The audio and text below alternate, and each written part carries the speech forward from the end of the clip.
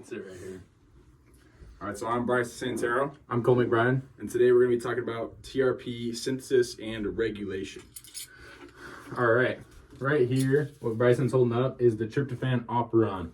We start with the promoter. This is where the RNA polymerase can bind to in order to transcribe all this. This is the operator where the repressor potentially binds to. And then right down here, we got the TRP genes, which are what we're trying to synthesize. This leader we'll talk about a little bit later, but first we're going to just talk about repression. Repression occurs when there's a lot of tryptophan in the system. The tryptophan will bind to the repressor, and then that will allow the repressor to bind to the operator. If that is the case, the repressor binds to the operator, the RNA polymerase will get stuck here, and it'll fall off, and it won't synthesize the TRP genes.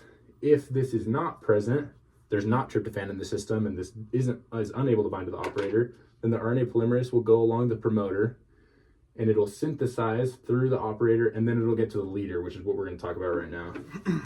So in this leader strand, we can see the TRP codons for what's going to make tryptophan, and we can also see the protein sequence. So this is where the ribosome will bind to, and this right here is two ribosome codons that are right next to each other, and they'll determine how fast this ribosome goes to make a terminating sequence or an anti-terminating sequence.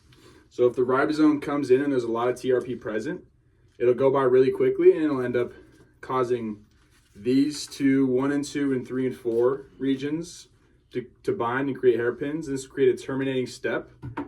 So when the polymerase comes here and it reaches a hairpin and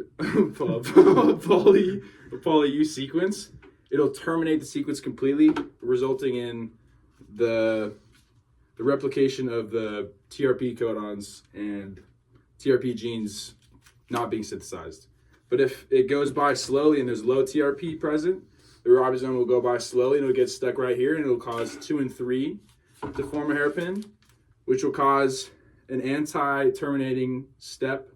And when the polymerase reaches here, it'll continue past the polymerase tail and synthesize the TRP codons. Sweet. Now we're going to talk about a potential mutation in the RNA sequence.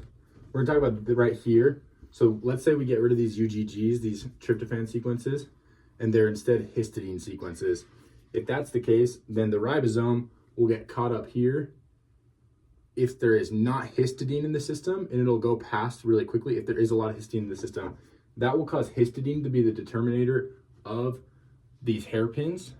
If there's a lot of histidine in the system, then it'll go by quickly and it'll form these two hairpins, which will cause the terminating sequence, and the tryptophan will not be synthesized.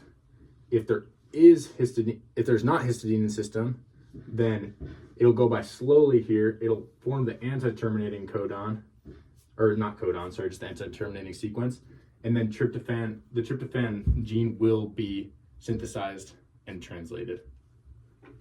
Awesome. Dude, we just